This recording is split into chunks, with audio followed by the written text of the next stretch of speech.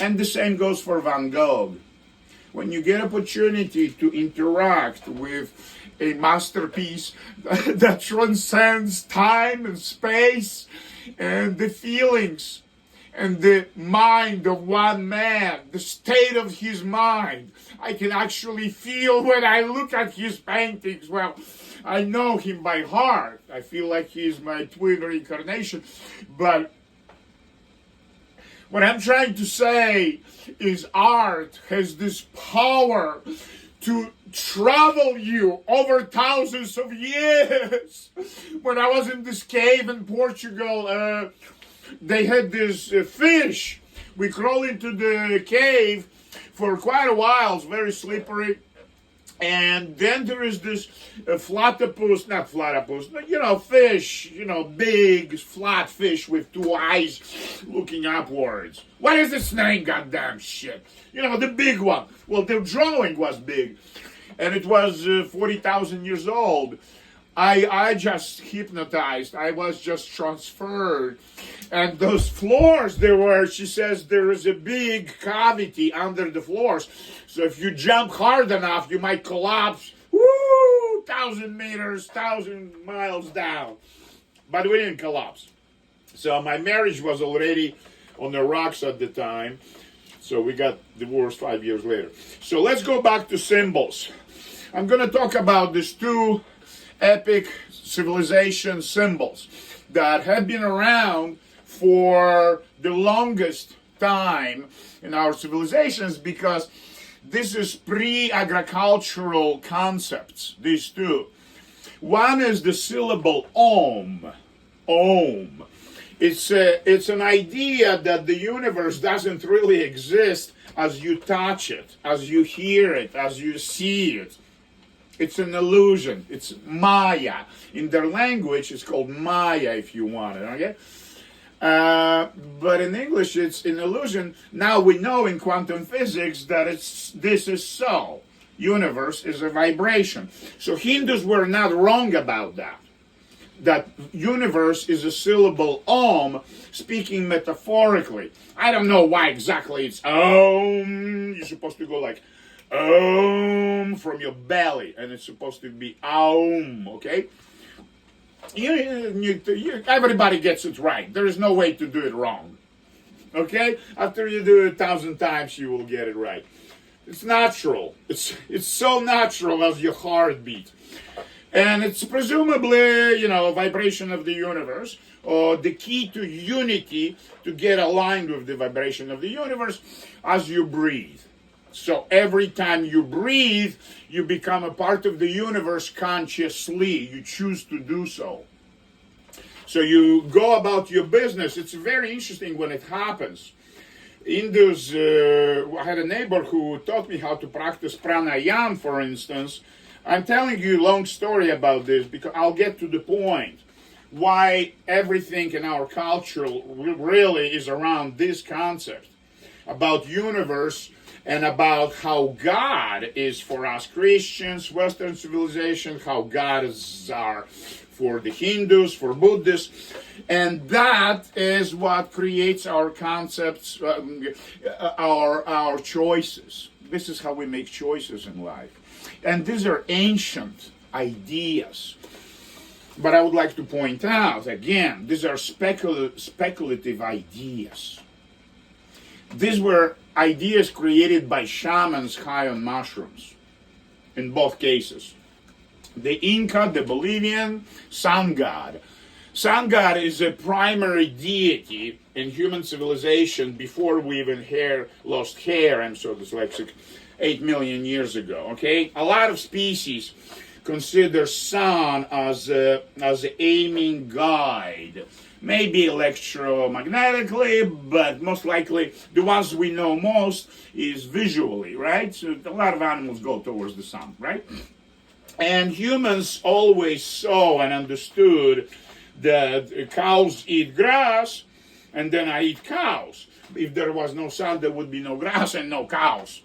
I wouldn't be able to survive. So people understood the sun is actually a provider of energy, technically speaking, in calories. specifically in calories per square inch for our planet. You understand? And how those plants grow thanks to the energy they receive. There is energy exchange. You understand? It's a quantum level of understanding the universe. You know, photons hit the cells, the protozoid cells, and they produce their own energy. They turn into sugar and glucose, and they stay alive. They're not parasites. Humans are parasites, okay? And those first, we think they're first species on Earth. We don't know who was first.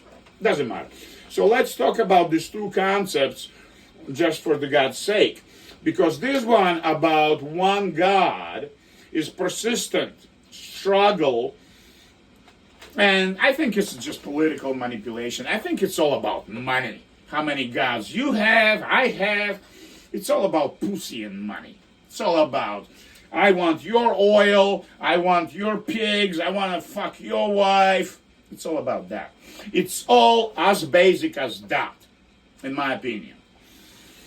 Because all the faiths in the world actually believe, considering Zarathustrianism.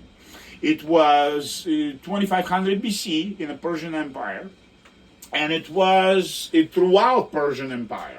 So Judaism is heavily deriving from Zarathustrianism.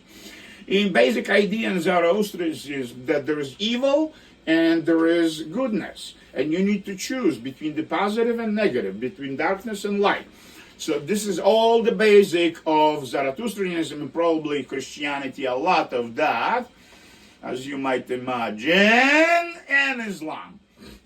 Well, mixed with Egyptian Book of the Dead. If you read 260 magical spells, I studied them for many years, and they're funny. They're very funny things. So why do we need to know why these people came up with those particular depictions of ideas?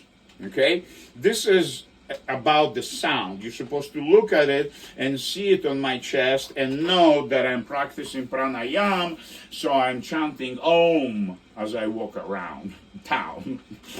I'm the kind of guy that goes Om.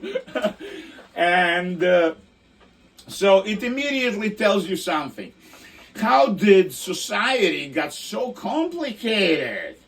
Zebras don't look at each other and say, "Ah, shit, she's Republican." They don't know that, right? Well, it appears that about 65,000 years ago there was explosion of a volcano, super volcano, and it caused 100 years of nuclear winter, and humanity almost died out. The genetic pool shrunk so badly down to 10,000 individuals. We're all descendants of 10,000 individuals from 65,000 years ago. They started eating sea fish. That's the genetic marker for seafood. It's 65,000 years old. That's a specific genetic marker. And people had to survive by making communications more appropriate and perhaps less violent as it was before. In tough times, when half of the people or most of the people die out and most of the animals die out, and you really have no food, that you're diving into water you never would think of fetching food, right? People start befriending others rather than neighbors, rather than killing them and eating them. So we started marking on our skin. I'm talking my presumptions, but I'll get to the point why we're talking about evolution of symbols in our civilization as a big lecture I'm giving you, okay? So let's presume those people needed to communicate from tribe to tribe, and if they sort of run into each other on the way for water or shelter, they ran into each other, right? They need to know from 100 yards away, who am I looking at? Well, I'm looking at a man who is a hunter because he got those chachkas hanging here. But people also started painting their skin with red ochre to protect from UV. They noticed that there is damage to the skin. So they started using red ochre for the skin, as they still do in Africa.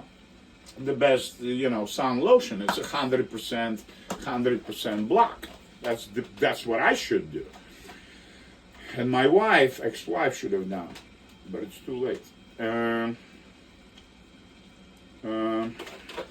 I was saying that the Africans, no, not the Africans, the symbols, okay.